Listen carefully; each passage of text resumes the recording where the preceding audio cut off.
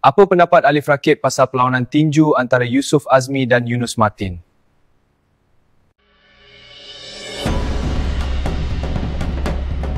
Alif Rakib ni Muay Thai fighter. Kalau nak tahu pendapat dia pasal Yusof Azmi, sila tonton video ni sampai habis.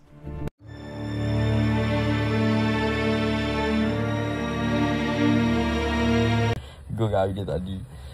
Event Yusof Azmi tu, event Warzone tu, bagi Alif lah, dia macam support atlet Malaysia lah. Macam sebelum ni mana ada event gitu. Zaman Alif tak ada event gitu. Muay Thai tak maju lagi dalam Malaysia masa tu.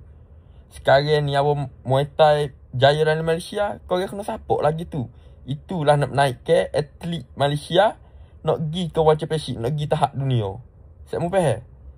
Event tu, yang Yusof Azmi buat tu, event tu habis berjuta. Saya mau kena support. Lepas tu nak ayat, yang Yusof Azmi fight tu,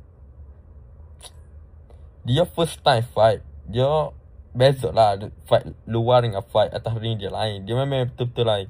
Tapi saya mau kena fikir sebab event tu dia yang urus, dia yang fight. Tu lah. Banyak fikir yang kena buat tu. Tapi Alif respect lah Abang Yusof Azmi. Dia buat event terbesar tu nak bagi berjaya fighter-fighter Malaysia. Dari Alif respect ke Abang Yusof Azmi.